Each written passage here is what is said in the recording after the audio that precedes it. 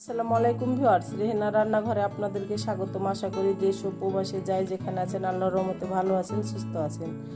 আজকে আমি আবার একটা দারুণ মজার রেসিপি নিয়ে চলে এসেছি। আজকে আমি শিম ভর্তা করে দেখাবো। এখানে আমি হাফ কেজি শিম নিয়েছি। শিমগুলোকে আমি কেটে কুটে ধুয়ে আমি পরিষ্কার করে নিয়েছি। যেগুলো ছোটো ছোটো শিম সেগুলো আমি গোটায় রেখে দিয়েছি, আর যেগুলো বড় শিম সেগুলোকে আমি এভাবে দুভাগ করে কেটে নিয়েছি। শিমগুলোকে আমি এবার সিদ্ধ করে নিব।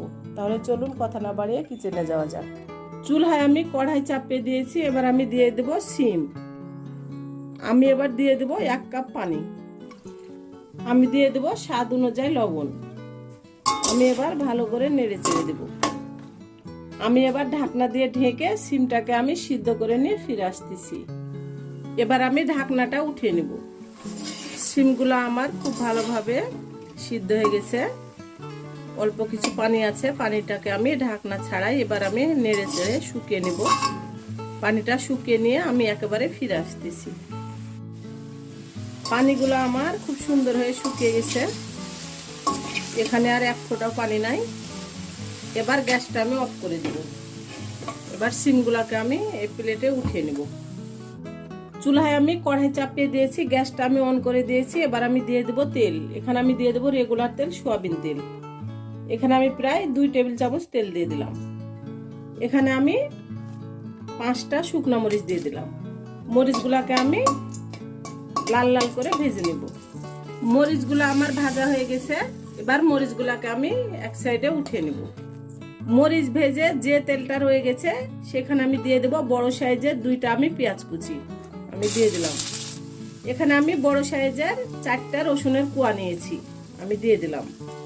এখানে আমি 4টা কাঁচা মরিচ নিয়েছি। মরিচগুলোর পেট আমি এভাবে আমি ফাটিয়ে নিয়েছি, আমি দিয়ে দিলাম। এবার আমি গ্যাসটাকে অন করে আমি পেঁয়াজ মরিচ রসুনটাকে আমি হালকা করে ভেজে নিব।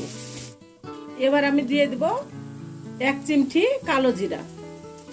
কালো জিরাটা দেওয়ার পরে অবশ্যই গ্যাসটাকে অফ করে দিয়ে আপনার নেড়ে চেড়ে নিতে হবে 1 মিনিট। 1 মিনিট নেড়ে চেড়ে নিলে আপনার কালো জিরাটা ভালোভাবে ভাজা হয়ে যাবে। আমার ভাজা পুরোপুরি কমপ্লিট। আমি এবার এখানে উঠিয়ে নেব। এবার আমি এই কড়াইয়ের মধ্যে শিমগুলো আমি দিয়ে দেব। শিমগুলা দিয়ে আমি শিমগুলাকে আমি হালকা করে একটু ভেজে নেব। তাহলে শিমের ভিতরে যে পানিটা আছে সে পানিটা আপনার শুকিয়ে যাবে এবং ভর্তাটা খেতে অসম্ভব মজা হবে। আমি শিমটাকে ভেজে নিয়ে আমি একেবারে ফিরে আসতেছি। শিমগুলো আমার ভাজা হয়ে গেছে। এবার আমি গ্যাসটা অফ করে দেব। এবার আমি শিমগুলোকে উঠিয়ে নেব। আমি এবার মরিচের বুঠাগুলো আমি ফেলে দেব। মরিচের বুঠাটা আমি ফেলে দিয়েছি। এবার আমি দিয়ে দেব স্বাদ অনুযায়ী লবণ। আমি সিদ্ধ করার সময় লবণ ব্যবহার করেছিলাম, এবার আমি অল্প করে লবণ দিলাম। এবার আমি ভালো করে হাত দিয়ে আমি চটকে নিব। আমার রেসিপিগুলা যদি ভালো লাগে তাহলে আমার ভিডিওগুলো দেখার অনুরোধ রইল। যদি ফেসবুক থেকে দেখেন তাহলে অবশ্যই একটা ফলো দিয়ে দিন। ইউটিউব থেকে দেখলে একটা সাবস্ক্রাইব করার অনুরোধ রইল। হাতে যদি সময় থাকে লাইক শেয়ার কমেন্ট করে দিন। আপনাদের একটা শেয়ারে আমি অনেক দূরে এগিয়ে যেতে পারবো। এবার আমি রসুন পেঁয়াজটা আমি ভালো করে আমি চটকে নেব। রসুন পেঁয়াজটা আমার ভালো করে চটকানো হয়ে গেছে। এবার আমি দিয়ে দেব সরিষার তেল।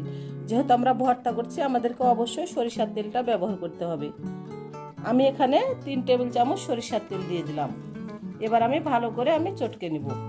আমি এবার শিমগুলাকে হাত দিয়ে আমি চটকে নিব। আপনারা চাইলে এই শিমের ভর্তাটা পাটাও বেটেও করতে পারেন এবং ব্লেন্ডারেও ব্লেন্ড করে নিতে পারেন।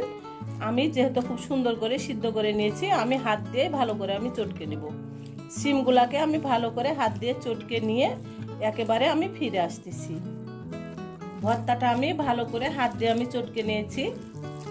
আমার ভর্তাটা পুরোপুরি কমপ্লিট। এরকম যদি একটা ভর্তা থাকে গরম ভাতের সঙ্গে তাহলে আর অন্য কোনো তরকারি লাগবে না। 1 প্লেট ভাত আপনার নিমেষে খাওয়া হয়ে যাবে। এবার ভর্তাটাকে আমি উঠিয়ে নিয়ে আপনাদেরকে আমি পরিবেশন করে দেখাচ্ছি। হয়ে গেছে আমার পরিবেশন করা। আশা করি আমার রেসিপিটা অবশ্যই ভালো লাগবে। যদি ভালো লাগে তাহলে আমার চ্যানেলটিতে লাইক কমেন্ট শেয়ার করতে ভুলবেন না। বেশি বেশি করে সাবস্ক্রাইব করার অনুরোধ রইল। তাহলে আজকের মতো এখানে বিদায়। আবার অন্য কোনো রেসিপি নিয়ে আসবো। সবাই ভালো থাকবেন। আল্লাহ হাফেজ।